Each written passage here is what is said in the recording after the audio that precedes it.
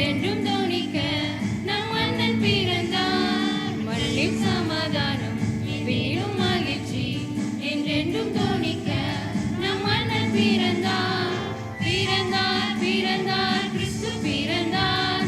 விண்ணிலும் மண்ணிலும் வெற்றி முழங்க. பிறந்தார் பிறந்தார் கிறிஸ்து பிறந்தார். விண்ணிலும் மண்ணிலும் வெற்றி முழங்க. ஆண்டவரும் உலகரட்சரும் ஆகிய இயேசு கிறிஸ்துவின் ஈடேற்ற திருநாமத்தில் மாலை நேரத்தில் உங்களை எல்லாம் சந்திப்பது மிகுந்த சந்தோஷம். புதுக்கோட்டையில் தான் நாங்கள் ஏறத்தாழ ஒரு 30 ஆண்டுகளாக தகப்பனவரோடு இணைந்து ஊழியர் செய்து கொண்டிருக்கிறோம். இந்த பகுதியில் போகும்போது எல்லாம் நாங்கள் இந்த சபையை பார்ப்பது உண்டு.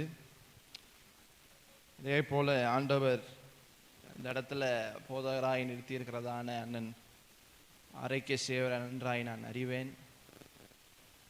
ஆண்டவர் காலேஜ் நாட்களில் அவரோடு ஒரு ஐக்கியத்தை தந்தார். அதற்கான ஆண்டவரை ஸ்தோத்தரிக்கிறேன். ஒரு விஷயம் எல்லாம் கண்களை மூடுவோமா? எல்லாம் கண்களை மூடி. Thank you Jesus. உமக்கு நன்றி தகப்பனே. உமக்கு ஸ்தோத்திரம் ஸ்தோத்திரம் ஸ்தோத்திரம் ஸ்தோத்திரம். ஏசப்பா உமக்கு நாங்கள் நன்றி செலுத்துகிறோம். எல்லாம் ஒரு சில வார்த்தைகளில் தகப்பனே உமக்கு நன்றி என்று சொல்லுவோம். ஏசப்பா உமக்கு ஸ்தோத்திரம் என்று சொல்லுவோம். Thank you Jesus, thank you Jesus, thank you Jesus. Jehovah ஈரே தந்தையாம் தெய்வம், நீர் மாத்திரம் போதும் எனக்கு. யெகோவா ராஃபா சுகமருளும் தெய்வம், உம் தழும்புகளால் சுகமே. யெகோவா ஷம்மா என் கூட இருப்பீர், என் தேவையெல்லாம் சந்திப்பீர். யெகோவா ஷம்மா என் கூட இருப்பீர், என் தேவையெல்லாம் சந்திப்பீர். நீர் மாத்திரம் போதும், நீர் மாத்திரம் போதும், நீர் மாத்திரம் போதும் எனக்கு. நீர் மாத்திரம் போதும், நீர் மாத்திரம் போதும், நீர் மாத்திரம் போதும் எனக்கு. இயேசுவே நீரே என் ஆத்மநேச, என் மேல் எவ்வளவு அன்பு கூர்ந்தீ. என்னையே மீட்க தன்னையே தந்தீ. உம் அன்பிற்கு இணையில்லையே. என் வாழ்நாள் முழுதும் உமக்காக வாழ்வே. நீரே என்றென்றும் போதும். என் வாழ்நாள் முழுதும் உமக்காக வாழ்வே. நீரே என்றென்றும் போதும். நீர் மாத்திரம் போதும், நீர் மாத்திரம் போதும், நீர் மாத்திரம் போதும் எனக்கு. எல்லாம் அறிக்கை செய்வோமா? எல்லாம் வாய்களை திறந்து இயேசுவே நீர் மாத்திரம் எங்களுக்கு போதும், நீர் மாத்திரம் எங்கள் வாழ்க்கையில துணையாயிருந்த போதும் என்று சொல்லி, நீர் மாத்திரம் போதும், நீர் மாத்திரம் போதும், நீர் மாத்திரம் போதும் எனக்கு. யெகோவா ஈரே தந்தையாம் தெய்வம், நீர் மாத்திரம் போதும் எனக்கு. யெகோவா ராஃபா சுகம் தரும் தெய்வம், உம் தழும்பு புயலால் சுகமே யெகோவா ஷம்மா என் கூட இருப்பீர் என் தேவையெல்லாம் சந்திப்பீர் யெகோவா ஷம்மா என் கூட இருப்பீர் என் தேவையெல்லாம் சந்திப்பீர். எல்லாரும் சேர்ந்து சொல்லுங்க, நீர் மாத்திரம் போதும் தகப்பனே, நீர் மாத்திரம் போதும், இயேசு மாத்திரம் போதும். உமக்கு நன்றி அப்பா. எல்லாரும் சேர்ந்து ஒரே குரலாய் கடைசியாக எல்லாரும் இங்க இருக்கிற எல்லாரும் சத்தத்தை உயர்த்தி, நீர் மாத்திரம் போதும், நீர் மாத்திரம் போதும், நீர் மாத்திரம் போதும் எனக்கு, நீர் மாத்திரம் போதும், நீர் மாத்திரம் போதும், நீர் மாத்திரம் போதும் எனக்கு. அல்லேலூயா. மாலை வேளையில உங்களை எல்லாம் பார்ப்பதில் மிகுந்த சந்தோஷம். இயேசு இந்த உலகத்துக்குள்ள முதலாவது முறையாய் இந்த உலகத்தில் வந்ததை நம்ம நினைவு கூர்ந்து ஆண்டுதோறும் இந்த கிறிஸ்மஸ் பண்டிகை கொண்டாடப்படுகிறது. அப்படிதானே? உலகத்தில் ஆண்டவராகிய இயேசு கிறிஸ்து பிதாவின் குமாரனாய் இருந்த அவர் பூமிக்கு 2000 வருடத்துக்கு முன்பாகவே வந்து அவர் இந்த உலகத்தில் அவர் செய்ததான காரியங்கள், இந்த உலகத்தின் ஜனங்களின் பாவங்களை சாபங்களை மாற்றி அவர் செய்ததான அதிசயங்கள் அற்புதங்கள் அதை எல்லாத்தையும் நினைவு கூறுகிற வகையில் இந்த கிறிஸ்மஸ் நாள் கொண்டாடப்படுகிறது. அல்லேலூயா. உண்மையான ஆண்டவருடைய பிள்ளை, உண்மையான ஏசப்பாவுடைய பிள்ளைன்னா நமக்கு ஒவ்வொரு நாளும் கிறிஸ்மஸ் தான். அல்லேலூயா. ஒவ்வொரு நாளுமே ஆண்டவர் தருகிற ஜீவ சுவாசம். அவர் தான் நம்மளை உருவாக்கினவர், அவர் தான் நம்மளை உண்டாக்கினவர். நாம் ஏதோ குரங்கிலிருந்து வந்தவங்க கிடையாது. அந்த சார்லஸ் டார்வின் அதை கண்டுபிடிச்சவர் சொன்னார், அவர் வாழ்க்கையின் இறுதி கட்டத்தில் சொன்னார், என்னுடைய கண்டுபிடிப்பு போலியானது, என்னுடைய கண்டுபிடிப்பு அது உண்மையாய் நிரூபிக்கப்படாது, அது மனுஷீகமாய் நான் யோசித்தது, அது ஒருபோதும் சயின்டிஃபிக்கில் அது சரியாக என்னால் ப்ரூவ் பண்ண முடியல. ஆனால் if there is a creation there should be a creator. ஒரு படைப்பு இருக்கிறது என்றால் அதற்கு படைப்பாளி ஒருத்தர் இருக்க வேண்டும். அல்லேலூயா. அப்போ ஆண்டவராகிய இயேசு கிறிஸ்து பிதாவின் மடியில இருந்து இந்த பூமியின் சகல நம்ம பார்க்கிறதான சகல காரியங்களையும் அவர் படைத்தார். அப்படி படைத்ததான இந்த உலகத்தில், அருமையான இருந்த அந்த உலகத்தில், பாவம் சாபம் எதுவும் இல்லாத உலகத்தில், அற்புதமாய் இருந்த அந்த உலகத்தில் பிசாசானவன் என்ன பண்ணா, இந்த உலகத்தில் ஜனங்களுக்குள்ள முக்கியமாக ஆதி மனிதர்களுக்குள்ள பாவத்தை கொண்டு வந்தான். ஒரு வசனத்தை கூட வாசிங்க. இந்த நாளுக்குள்ள வசனம் யோவானின் சுவிசேஷம் 17ஆம் அதிகாரம் 3ஆம் வசனத்தை கூட நம்ம வாசிப்போம்.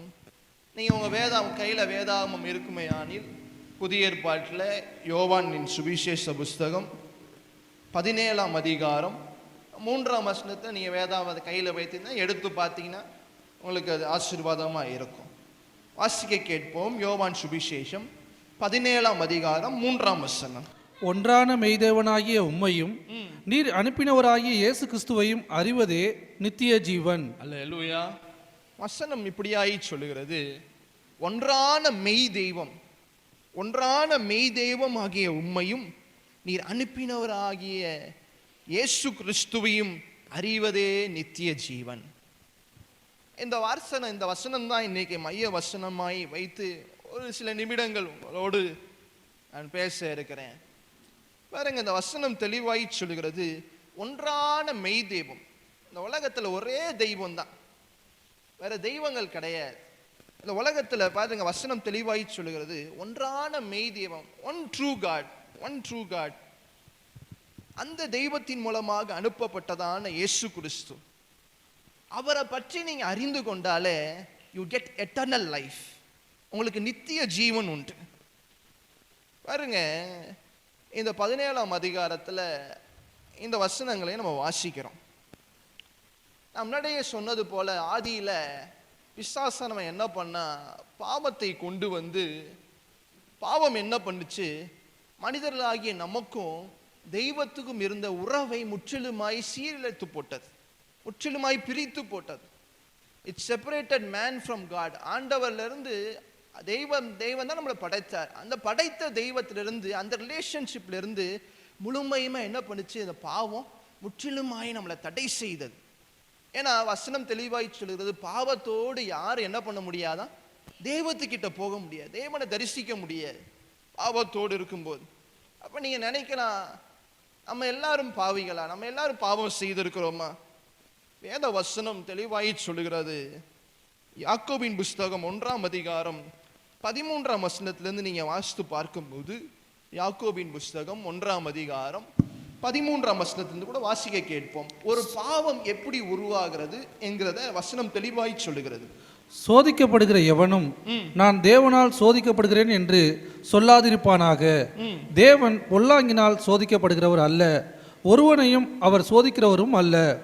அவனவன் தன் தன் சுய இச்சையினாலே இழுக்கப்பட்டு சிக்குண்டு சோதிக்கப்படுகிறான்.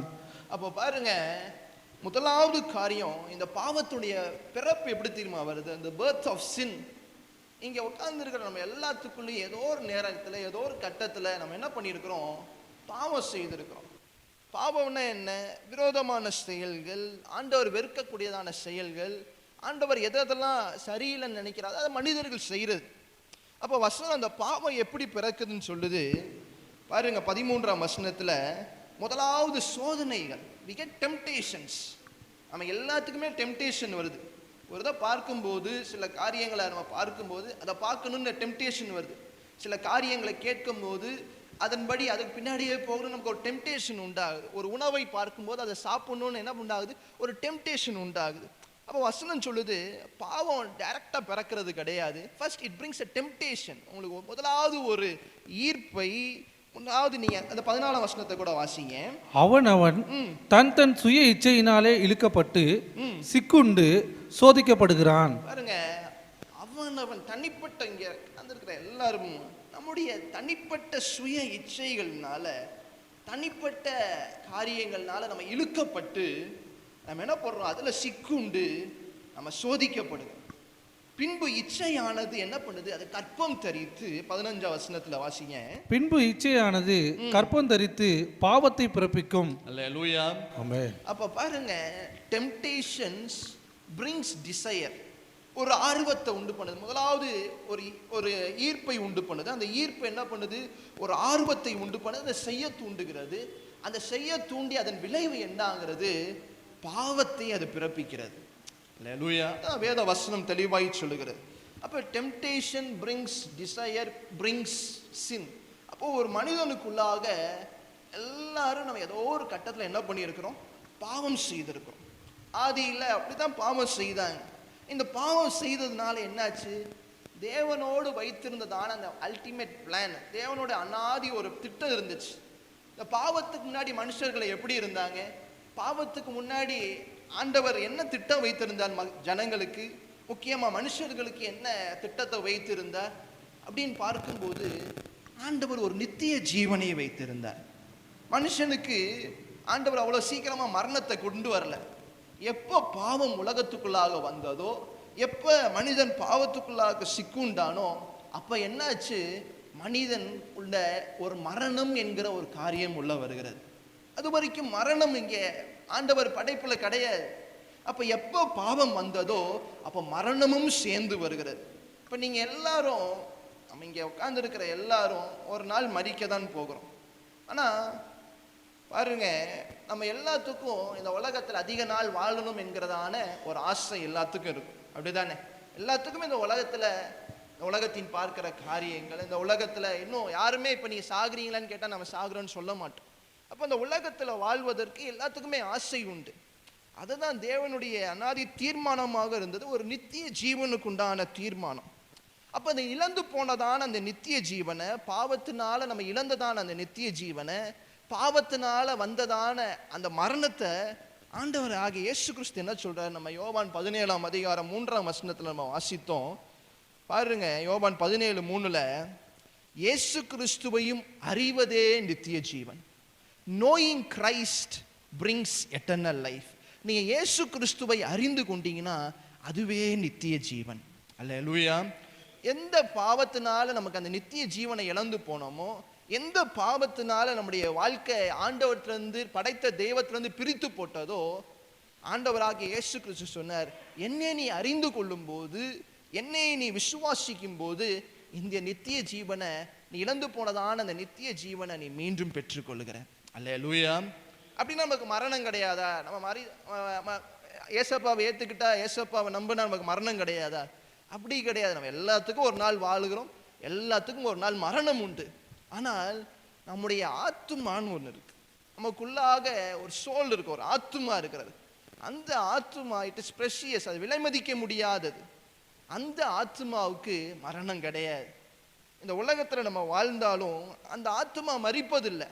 அது ஒன்று பரலோகத்துக்கு போகிறது, இல்லாட்டி நரகத்துக்கு போகிறது. அது எதனால உண்டாகிறது? நம்ம இந்த இந்த உலகத்தில் இருக்கும்போது நம்முடைய கிரியைகள், நம்முடைய வாழ்க்கை எப்படி இருக்கிறது, நம்முடைய லைஃப் ஸ்டைல் எப்படி இருக்கிறது, நம்ம ஆண்டவருக்கு பிரியமான ஒரு வாழ்க்கையை வாழுகிறோமா, இல்லாட்டி ஆண்டவர் வெறுக்கக்கூடியதான பாவங்களை செய்கிறோமா? அதான் வசனம் தெளிவாய் சொல்லுகிறது. சரி, இப்போ இந்த 17ஆம் அதிகாரம் 3ஆம் வசனத்தில் நம்ம பார்க்கிறோம், இயேசு கிறிஸ்துவை அறிவதே நித்திய ஜீவன். இயேசு கிறிஸ்துவை எப்படி அறிகிறது? நீங்களும் நானும் இப்போ ஒரு ஆளை பற்றி நம்ம அறிந்து கொள்ளணும்னா எப்படி அறிந்து கொள்வோம்? How to know somebody. ஒரு எடுத்துக்காட்டுக்கு ஒரு ஏபிஜே அப்துல் கலாம், இல்லாட்டி ஒரு யாராச்சும் ஒரு பிரைம் மினிஸ்டரோ, இல்லாட்டி ஒரு அதிகாரியோ, இல்லாட்டி ஏதோ ஒரு மனிதரோ, அவங்கள பற்றி முன்னாடி வாழ்ந்தவர்கள் பற்றி நம்ம அறிந்து கொள்ளணும்னா நம்ம என்ன பண்ணுவோம்? அவங்களை பற்றியதான காரியங்களை படிப்போம், அவங்கள படித்து அறிந்து கொள்வோம், இல்லாட்டி வீடியோ பார்த்து அறிந்து கொள்வோம், இல்லாட்டி ஏதோ ஒரு சோர்ஸ் மூலமாக என்ன பண்ணுவோம்? அவர் எப்படிப்பட்டவர் என்பதை நம்ம அறிந்து கொள்வோம். அப்படிதானே? இப்போ ஆண்டவராகிய இயேசு கிறிஸ்துவை அறியும் போதே உங்களுக்கு நித்திய ஜீவன் உண்டாகுதுன்னா, அப்போ அந்த இயேசு கிறிஸ்துவை நம்ம என்ன பண்ணணும்? we should learn. ஏசப்பா எப்படிப்பட்டவர், அவர் எப்படி இருந்தார், அவருடைய சுவாபங்கள் என்ன, அவர் எப்படிப்பட்டவராக இருந்தார் என்பதை நம்ம அறிய வேண்டும். இப்போ அவரை பற்றி அறிவதற்கு நம்ம எங்கே போவது? இப்போ ஏசப்பா இங்கே நம்ம ஏசப்பா 2000 வருஷத்துக்கு முன்னாலே மரித்து அவர் இன்னும் உயிரோடு இருக்கிறார். அப்போ அவரை பற்றி இப்போ நமக்கு 2000 வருஷத்துக்கு முன்னாடி சம்பவங்களை, 2000 வருஷத்துக்கு முன்னாடி நடந்த காரியங்களை நம்ம எப்படி அறிந்து கொள்வது என்று பார்க்கும்போது, இதே யோவான் சுவிசேஷம் 1ஆம் அதிகாரம் 1ஆம் வசனம் சொல்லுகிறது. இதே யோவான் சுவிசேஷம் 1ஆம் அதிகாரம் 1ஆம் வசனத்தை கூட வாசிப்போம். ஆதியிலே வார்த்தை இருந்தது, அந்த வார்த்தை தேவனிடத்தில் இருந்தது, அந்த வார்த்தை தேவனாய் இருந்தது. பாருங்க, கொஞ்சம் உங்களுக்கு குழப்புற மாதிரி இருக்கும். பாருங்க, ஆதியிலே வார்த்தை இருந்தது, அந்த வார்த்தை தேவனிடத்தில் இருந்தது. ஆதியில வார்த்தை இருந்த வார்த்தை அது தேவனிடத்தில் இருந்தது, அந்த வார்த்தையே தேவனாய் இருந்தது என்று வசனம் சொல்லுகிறது. நீங்க தொடர்ந்து வாசிக்கும் போது 4ஆம் வசனத்தை கூட வாசிங்க. அவருக்குள் ஜீவன் இருந்தது, அந்த ஜீவன் மனுஷருக்கு ஒளியாய் இருந்தது. அல்லேலூயா. இப்ப இந்த 1ஆம் அதிகாரம் 1ஆம் வசனத்துல ஆதியிலே வார்த்தையை குறித்து நம்ம பார்க்கிறோம். இந்த வார்த்தைனா என்ன, வேர்டுனா என்ன, அதுக்கு ஆன்சர் நமக்கு 14ஆம் வசனத்துல கொடுக்கப்பட்டிருக்கு. வாசிங்க. அந்த வார்த்தை மாம்சமாகி கிருபையினாலும் சத்தியத்தினாலும் நிறைந்தவராய் நமக்குள்ளே வாசம் பண்ணினார். அல்லேலூயா. இந்த வார்த்தை யாரை குறிக்கிறதுன்னா ஆண்டவராகிய இயேசு கிறிஸ்துவை குறிக்கிறது. என்ன சொல்லுது பாருங்க, இந்த டிவியில் கூட நீங்க பார்க்கலாம் வசனங்களை. பாருங்க, இந்த வார்த்தை became flesh. The word became flesh. அப்ப அந்த வார்த்தை மாம்சமாகி கிருபையினாலும் சத்தியத்தினாலும் நிறைந்தவராய் அவர் உங்களுக்குள்ளே எனக்குள்ளே அவர் வாசம் பண்ணுகிறார். அல்லேலூயா. அவர்தான் இயேசு கிறிஸ்து. இந்த வார்த்தை தான் இயேசு கிறிஸ்து. அப்ப ஆண்டவராகிய இயேசு கிறிஸ்துவை நீங்க அறிந்து கொள்ளணும்னா இந்த வார்த்தையை நீங்க அறியணும். அல்லேலூயா. இந்த வார்த்தையை நீங்க படிக்கும்போது, இந்த வார்த்தையில் இந்த பைபிளில் இருக்கிறதான வேதத்தில் உள்ளதா வார்த்தைகளை நீங்க அதிகமாய் கற்றுக்கொள்ளும் போது, அதிகமாய் படிக்கும்போது நீங்க யாரை அறிந்து கொள்கிறீங்க? ஆண்டவராகிய இயேசு கிறிஸ்துவை அறிந்து கொள்கிறீங்க. அப்ப நம்ம 17ஆம் அதிகாரம் 3ஆம் வசனத்துல வாசித்தோம்ல, இயேசு கிறிஸ்துவை அறிவதே நித்திய ஜீவன். அப்ப எப்படி நம்ம அறிகிறோம்? இந்த வார்த்தையின் மூலமாக, இந்த வேதத்தின் மூலமாக நம்ம என்ன பண்றோம்? இயேசு கிறிஸ்து யார் என்பதை நம்ம அறிந்து கொள்கிறோம். அப்ப பாருங்க, வசனம் இந்த 3ஆம் அதிகாரம் 16ஆம் வசனத்துல தெளிவாய் சொல்லுகப்படுகிறது. 15ல இருந்து கூட வாசிங்க. தன்னை விசுவாசிக்கிறவன் எவனோ அவன் கெட்டு போகாமல் நித்திய ஜீவனை அடையும்படிக்கு உயர்த்தப்பட வேண்டும்.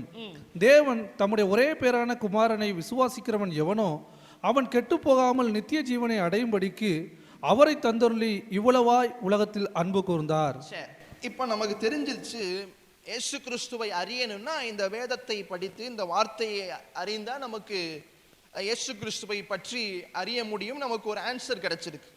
இப்போ என்ன சொல்லப்படுகிறது வேதத்தில்? அதே யோவான் சுவிசேஷத்தில் 3ஆம் அதிகாரம் 16ஆம் வசனத்தில், அதாவது தம்முடைய ஒரே பேரான குமாரனை, அதாவது இயேசு கிறிஸ்துவை யார் யாரெல்லாம் விசுவாசிக்கிறாங்களோ அவங்க ஒரு நாளும் கெட்டு போவதில்லை. அவங்க ஒரு நாளும் எந்த விதத்திலையும் கெட்டு போவதில்லை. ஆனால் எதை அடைகிறாங்க? நித்திய ஜீவனை அடைகிறாங்க. அல்லேலூயா. நம்ம 17:3 வாசித்தோம் பார்த்தீங்களா? அதே நித்திய ஜீவனை ஆண்டவராகிய இயேசு கிறிஸ்துவை நீங்களும் நானும் விசுவாசிக்கும் போது நித்திய ஜீவனை நீங்க பெற்றுக்கொள்கிறீங்க. அல்லேலூயா. நான் உங்களுக்கு தொடர்ச்சியாய் சில வசனங்களை காட்டுகிறேன், நீங்க டிவியில் பாருங்க. ஆண்டவராகிய இயேசு கிறிஸ்துவையும் அவர் மேல வைக்கிற விசுவாசத்தையும் இந்த வார்த்தையின் மேல வைக்கிற விசுவாசத்தையும் எப்படி உங்களுக்கு நித்திய ஜீவனை கொண்டு வருகிறது என்பதை நீங்க தொடர்ச்சியாய் பார்க்கலாம். 5ஆம் அதிகாரம் 24ஆம் வசனத்தை கூட போடுங்க. 5ஆம் அதிகாரம் 24ஆம் வசனம். என் வசனத்தை கேட்டு என்னை அனுப்பினவரை விசுவாசிக்கிறவனுக்கு நித்திய ஜீவன் உண்டு. அல்லேலூயா. அல்லேலூயா. பாருங்க, வசனம் தெளிவாய் சொல்லுகிறது.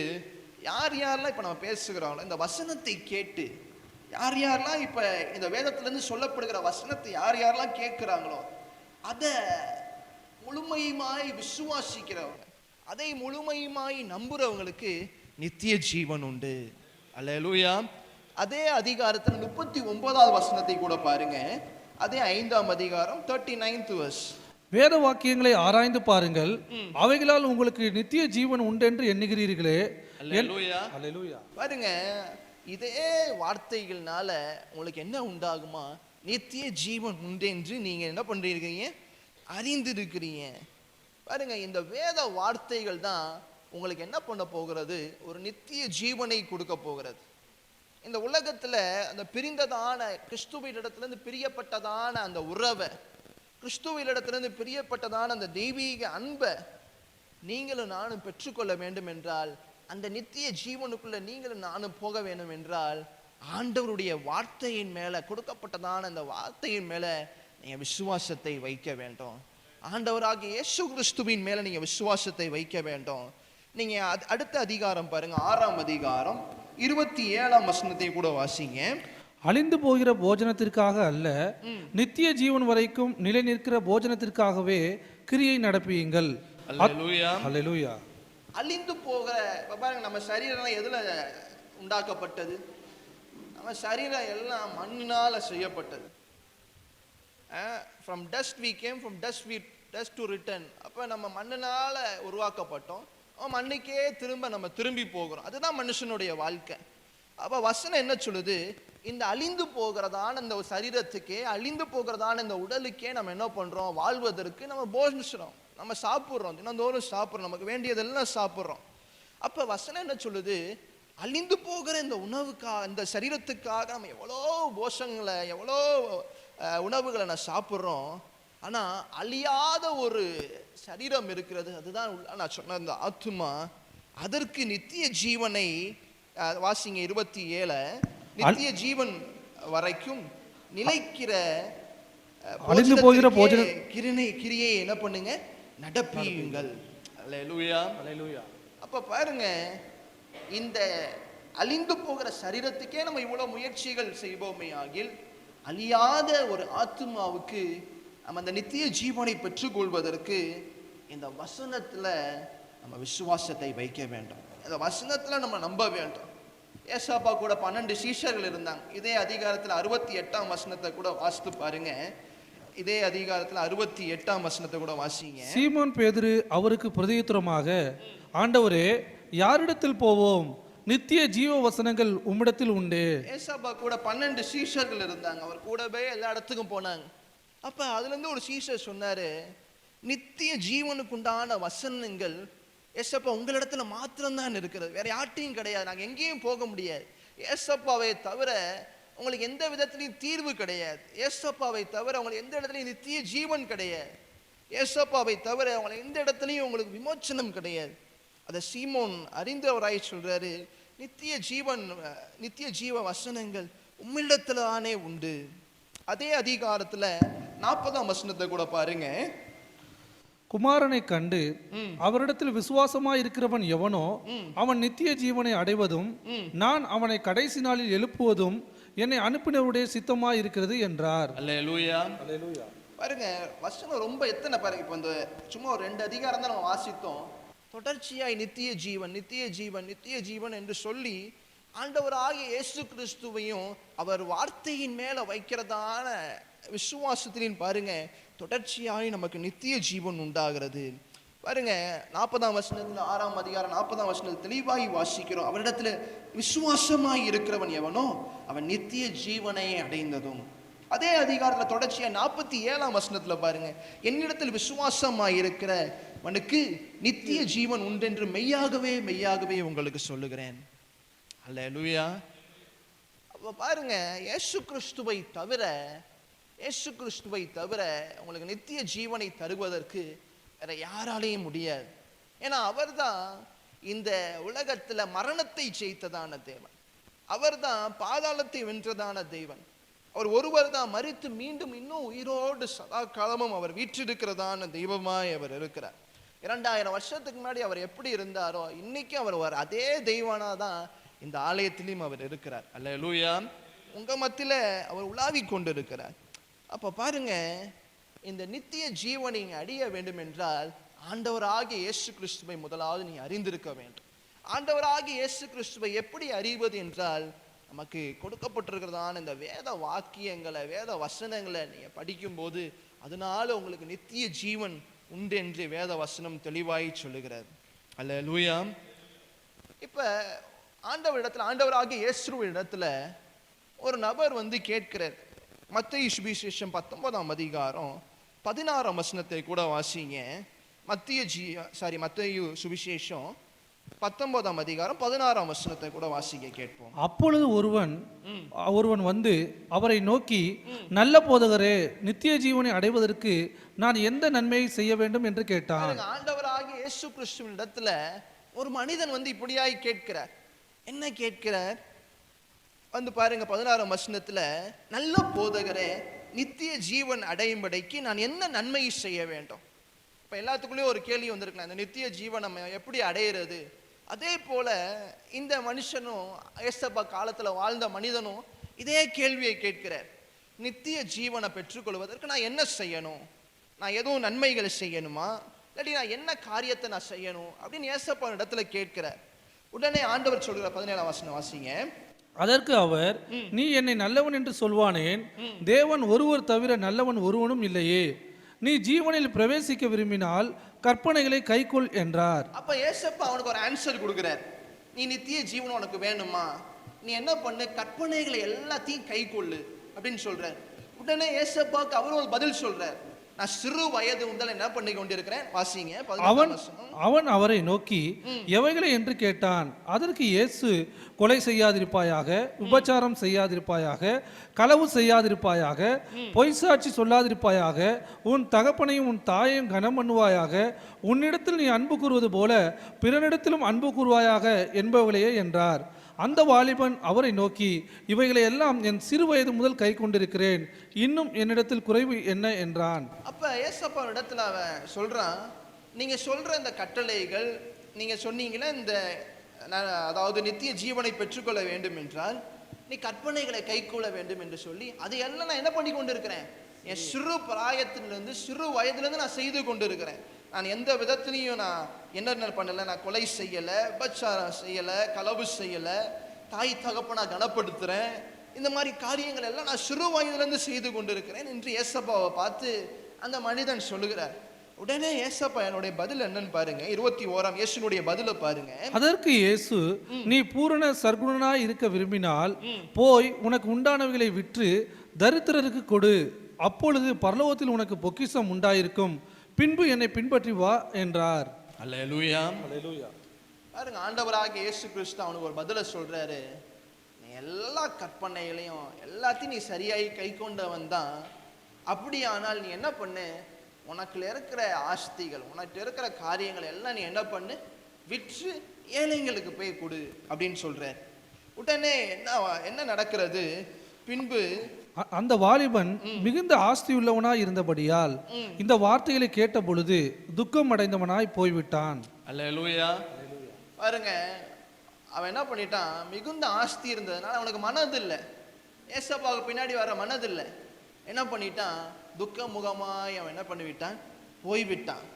இந்த சம்பவத்தை, இந்த கதையை சொல்லி ஆண்டவராகிய இயேசு கிறிஸ்து ஒரு காரியத்தை அங்க வலியுறுத்துகிறார். 29வது வசனத்தை கூட வாசிங்க.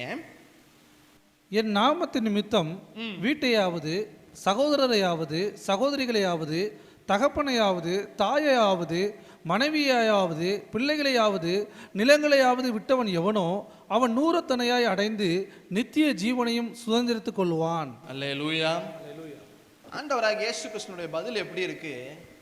என் நாமத்தின் நிமித்தம் வீட்டை, சகோதரனை, சகோதரிய, தகப்பனை, தாய, மனைவிய, பிள்ளைகளை, நிலங்களை எல்லாத்தையும் விட்டுட்டு அதை முற்றிலுமாய் உதறி தள்ளிட்டு அப்படி வருகிறவனுக்கு நித்திய ஜீவன் அவன் என்ன பண்ணுவான், சுதந்திரித்து கொள்வான். அப்போ நீங்க நினைக்கலாம், அப்போ என்ன நம்ம அம்மா அப்பா விட்டுறணுமா, இல்லாட்டி நமக்கு இருக்கிறதான வீட்டை, ஆஸ்தி எல்லாத்தையும் நம்ம புறக்கணிச்சிடணுமா? ஏசப்பா அதை சொல்ல வரல. It is all about prioritising. யாரை நம்ம முதன்மைப்படுத்துகிறோம்? ஆண்டவராக இயேசு கிறிஸ்துவை முதன்மைப்படுத்துகிறோமா, இல்லாட்டி நமக்கு இருக்கிறதான உறவுகளை, இல்லாட்டி நமக்கு இருக்கிறதான நண்பர்களை, இல்லாட்டி நமக்கு இருக்கிறதான ஆஸ்திகளை, சொத்துக்களை, இதை எல்லாத்தையும் காட்டிலும் முதன்மையான காரியத்துல இயேசு கிறிஸ்துவை நீங்க வைப்பாயானில் உனக்கு நித்திய ஜீவன் ஒன்று என்று 100% ஆண்டவர் சொல்றார். அல்லேலூயா. அப்ப ஆண்டவராகிய இயேசு கிறிஸ்து ஒருபோதும் அவர் நமக்கு தீங்கு செய்கிற தேவன் கிடையாது. அப்ப இந்த நாள்ல வசனம் தெளிவாய் சொல்கிறது. இதே யோவான் சுவிசேஷம் 8ஆம் அதிகாரம் 32ஆம் வசனத்துல வசிக்கிறோம்.